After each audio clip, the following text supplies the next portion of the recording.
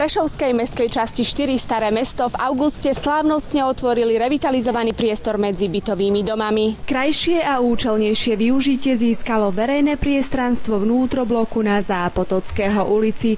Doposiaľ zdevastovaná časť sídliska nabrala úplne iný vzhľad. Na skrášlenie priestoru mesto Prešov využilo okrem vlastnej 67 000-ovej investície aj grant vo výške 5 000 eur od prvej stavebnej sporiteľne. My máme taký projekt, kde sme sa rozhodli tento rok investovať 50 000 eur do rôznych projektov menšieho a väčšieho typu po celom Slovensku. Bolo vybraných 12 projektov, okrem Prešova sú to Vráble, je to Komárno, bude to Detva a potom niekoľko menších dedín. Úprava týchto prešovských priestorov prebiehala v 2 etapách.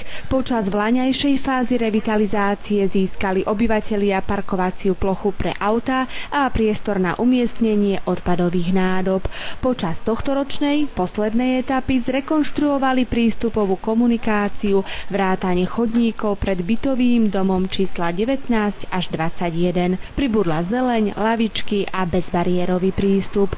Prešovčania žijúci v obnovenej obytnej časti sa tešia aj z nového verejného osvetlenia, ktoré tu dovtedy jednoducho chýbalo. Mali sme tu vody, bahno, samé jamy, nikto sa o to nestaral.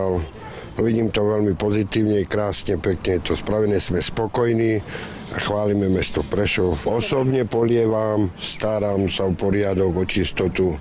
Vidíte, tu není dookola ani papierík. Revitalizovaný areál má teda obyvateľom okolitých bytoviek slúžiť ako oddychová zóna na trávenie voľnočasových aktivít a relax. Dneska je situácia, že všetci sme izolovaní v svojich bytoch, v svojich domoch a málo sa stretávame a práve preto sme sa rozhodli v rámci tohto volebného obdobia prispôsobiť vnútrobloky ľuďom tak, aby sa stretávali tu, aby spolu mohli komunikovať, aby nesedeli len doma pri počítačoch, ale naozaj, aby to bol priestor stretnutí a aby to bol aj bezpečný priestor, práve aj to verejné osvetlenie, aby naozaj tento priestor slúžil ľuďom a rodinám s deťmi. V rámci realizácie obnovy došlo zároveň k cestnému prepojeniu s ulicou Tarasa Ševčenka, k príslušnému dopravnému značeniu a k preloženiu telekomunikačných ako aj elektrických káblov do chráničiek. Podľa slov predsedníčky mestskej časti 4 a poslankyne mestského zastupiteľstva Renáty Fedorčíkovej mesto má už vytipované ďalšie vnútrobloky, ktoré by za predpokladu perspektívnej grantovej spolupráce